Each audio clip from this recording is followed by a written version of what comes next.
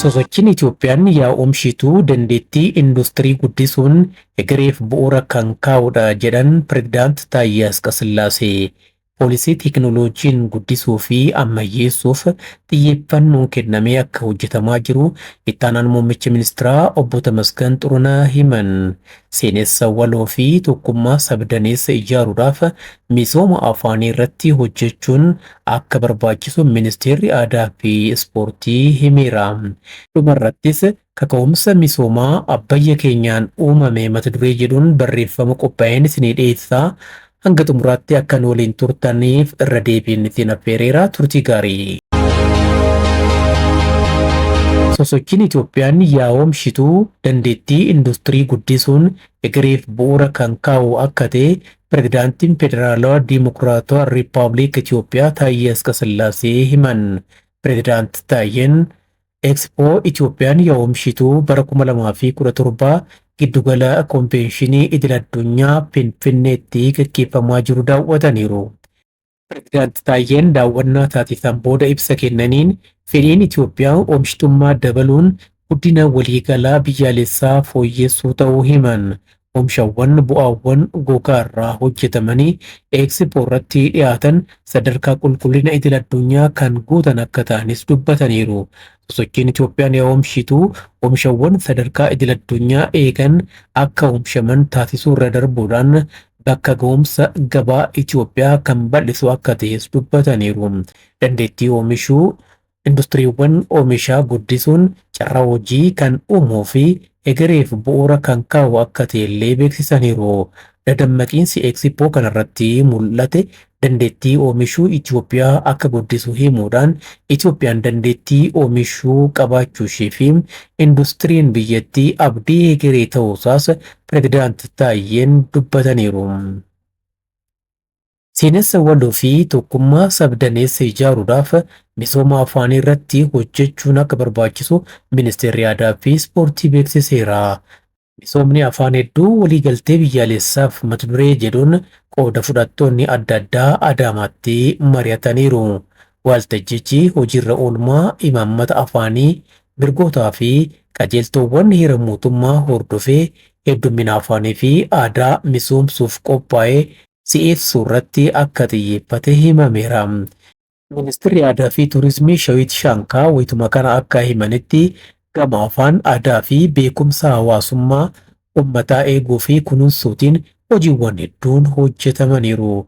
Aadaa hedduu saboota, sablammootaa fi uummattootaa dhalootatti dabarsuudhaaf seenessa waloo babal'isuuf obbolummaa sabdaneessa ijaaruudhaaf misooma afaanii irratti xiyyeeffannoon kennamee hojjechuun akka barbaachisu hubachiisaniiru. Afaanonni 5 afaan hojii mootummaa federaalaa akka ta'aniif adeemsi eegalame cimee kan itti fufu ta'uusaa eeruudhaan hanga ammaatti qajeelfamni hojiirra oolmaa afaanota kanneenii qophaa'uus dubbatan. Imaammata afaan hedduu hojiirra oolchuufis qajeelfamni naamusaa itti fayyadama afaanii miidiyaalee tarsiimoon afaan mallattoo fi qajeelfamni mirkaneessa ga'umsa ogummaa afaan hiikuu qophaa'uun milkaa'ina guddaa ta'uu himaniiru. Kana milkeessuudhaafis ministeerichi qooda fudhattoota tumsaan kan deeggaru ta'uusaa beeksisan. Adeemsa hojiirra oolmaa imaammata afaanii kana ariifachiisuudhaafis qajeelfamni hojiirra oolmaa afaanota 5 qophaa'ee waltajjicha irratti eebbifamuun beekameera. Humna nageenyaa fi misoomaa kan ta'e poolisii teeknooloojiin guddisuu, leenjiin ammayyeessuu, iddoo hojii mijataa taasisuu fi humna namaa cimsuudhaaf xiyyeeffannoon kennamee hojjetamaa akka jiru itti aanaan muummicha ministeeraa obbo Tamasgan Xurunaa himan. Obbo Tamasgan sagantaa eebba marsaa 25ffaa miseensota poolisii federaalaa filatamanii leenji'aa turanii irratti argamuudhaan ergaa dabarsaniiru. Ergaa isaaniitiinis hojiiwwan siyaasaa, diinagdee fi hawaasummaa karaa nagaa fi seera qabeessa ta'een akka hojjetamaniif poolisiin ga'eesaa baachaa akka jirus dubbatan. Itoophiyaan fakkeenya badhaadhina Afrikaa fi idil-addunyaa akka taatuuf kallattiin kaa'amee hojjetamaa akka jirullee beeksisaniiru. Mul'anni kun milkaa'ee daandii ida'amuun galma badhaadhinaa ga'uudhaaf dirreen nagaa fi seera qabeessi barbaachisaa ta'uusaas eeran. Poolisiin sadarkaa guddina Itoophiyaan leenjiin, teeknooloojiin, humna namaa fi dandeettii raawwachiisummaan guddachuu akka qabu himuudhaan kana mirkaneessuudhaafis mootummaan sagantaa riiformii bocuudhaan xiyyeeffannoon hojjetaa akka jiru obbo Tamasgan beeksisaniiru.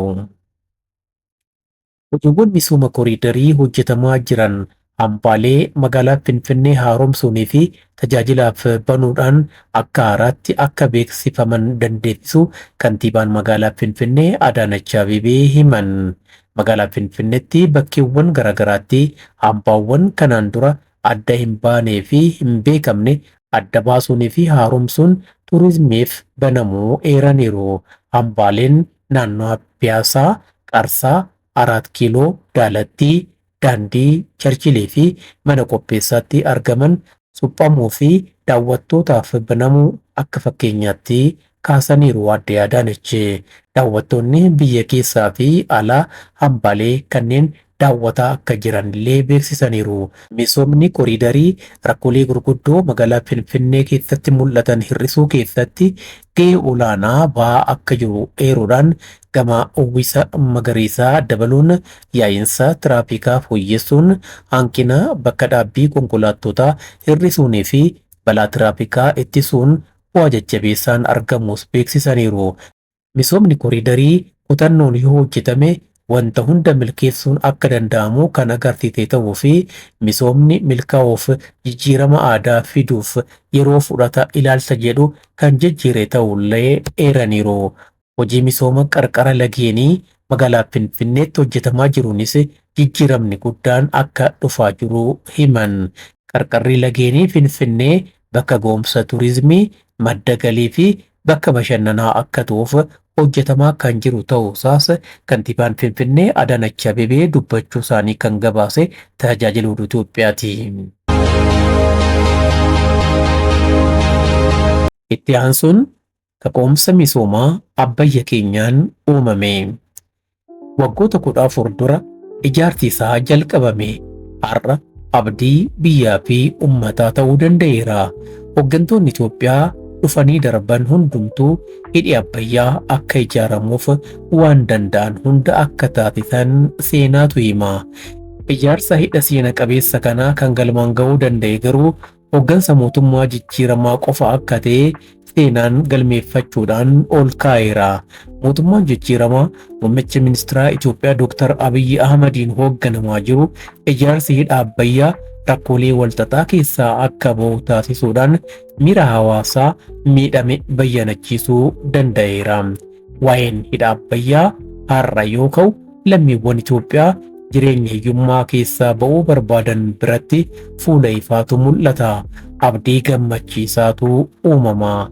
Hidhi seena qabeessi kun tokkummaan uummataa daran akka jabaatuufis shoora guddaa gumaacheera. Hayyuun Yuunivarsiitii Finfinnee Dr. Sixootaa Hayilee yaada OBN'f kennaniin waa'ee tokkummaa uumamee mirkaneessaniiru.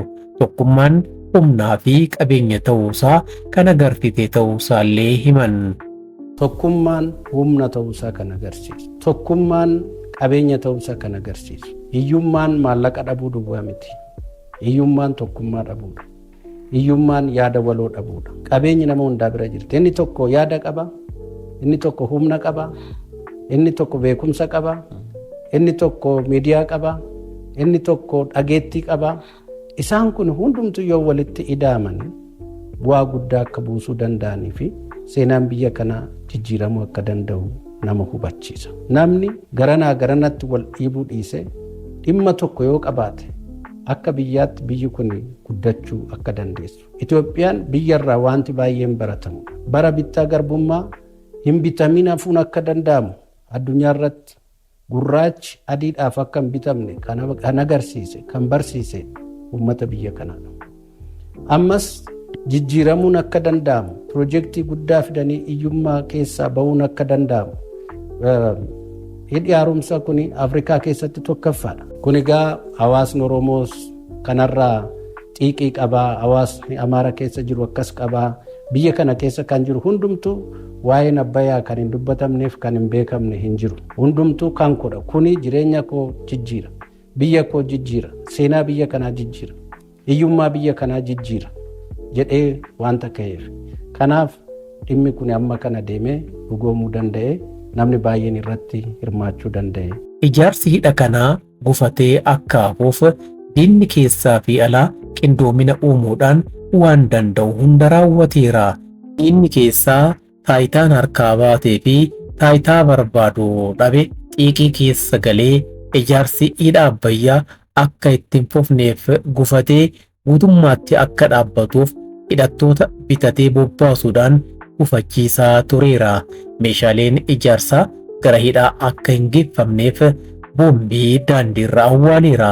Karaan akka cufamu taasiseera. Gareen waayyaanneen gamaa gamanaan bobbaaftee wuxiffatus ijaarsa hidha Abbayyaa gufachiisuu hin dandeenye. Raayyaa ittisa Itoophiyaa dabalatee humni nagaa fi tasgabbii Itoophiyaa dirqama fudhachuudhaan gara naannochaatti bobba'ee daaraa taasisuudhaan isaan hambise. Tarkaanfii yeroo adda addaatti fudhatameenis mirri hooggantoota waayyaannee suntuuree akka hafu taasisuun danda'ameera. Yeroo taayitaa biyya bulchuurra turanitti hooggantoonni waayyaannee maallaqa uummanni Itoophiyaa kaka'umsa olaanaadhaan walitti qabee mancaasanii hambisan. Maallaqa olaanaa walitti qabamee shiraan hataa kaan ammoo gareewwan ofiif barbaadan kan akka dhaabbata sobaa meeteek jedhamuun saamsisaa turan. Hooggansi jijjiiramaa rakkoo walxaxaa hidha Abbayyaatti waggootaan dura uumame tasgabbiidhaan qoratee erga sirreessee booda waggoota 7 dura ijaarsi hidha Abbayyaa otoo walirraa hin citin itti fufiinsa akka qabaatu taasisuu danda'e. Miira hawaasaa rakkoolee diinni uumeen miidhame bayyanachiisuudhaan hawaasni deeggarsa maallaqaa taasisaa ture kutannoodhaan itti fufuu akka danda'uuf onnachiise. Sababa kanaan har'a ijaarsi hidha Abbayyaa dhibbeentaan 98 raawwatameera. Amma xiqqoo qofaatu hafe dhibbeentaan 2 qofa. Kun ammoo baatiiwwan muraasa dhufan keessatti xumuramee eebbaaf akka ga'u muummichi ministeera Itoophiyaa Dr. Abiy Ahmed ibsa miseensota mana marii bakka bu'oota uummataatiif dhiyeenya kennaniin mirkaneessaniiru. Kun dhugaa qabatamaadha. Waan lafarratti mul'atutu ragaadha. Hidhi Abbayyaa sadarkaa muraasaanis ta'u humna elektirikaa maddisiisaa jira. Tarbaayinoonni hundumtuu humna elektirikaa maddisiisuu akka danda'aniif ammoo dirqama ta'uun yeroonsaa dhiyaateera. Tajaajila humna elektirikaa maddisiisuun kennaa jiru madditti bishaan laga Abbayyaa hidhame keessatti qurxummii oomishuun danda'ameera. Kanaanis lammiiwwan hedduuf carraan hojii uumameera. Haalli qabatamaan amma uumame kun kaka'umsi misoomaa biyya keessatti daran akka dabaluuf deeggarsa olaanaa taasisa. Qabeenyi bishaanii Itoophiyaan iddoowwan biroottis qabdu misoomaaf akka ooluu danda'u taasisa. Lammiiwwan misoomaaf kaka'an ammoo jijjiirama mul'atu fiduu danda'u. Qamadiin baatiiwwan bonaa keessa oomishamaa jiru hammeentaan isaa sababa kanaan kan dabalu ta'a. Xiiqiin qabeenya bishaanitti fayyadamuu akka dabalu taasisa. Hojiin misooma industirii dhiyeessii elektirikaa barbaadus babal'achuudhaan kan itti fufu ta'a. Rakkoon addaan ciccituu humna ibsaa misooma industiriitti gufuu ta'ee tures guutummaatti kan hafu ta'a. Industiriiwwan xixiqqoon dargaggoota hedduudhaaf carraa hojii uumuu danda'anis otoo hin gufatin itti fufuudhaan kaka'umsi lammiiwwan hojjechuuf qaban finiinee akka itti fufu taasisuu danda'a. Ijaarsi hidha Abbayyaa guutumaaf guututti wayitii xumuramutti galiin sharafa alaa Itoophiyaan teenya argattus daran dabala jedhamee eegama. Bu'aan kun hundumtuu ammoo diinota Itoophiyaa morma gadi qabachiisuudhaan kan abdii kutachiisuun ta'a. Hordoftoota koo kabajamoo waan na dhaggeeffattaniif waan hordoftaniif hedduun isin galatoomfadha. Nagaatti fayyaa ta'a.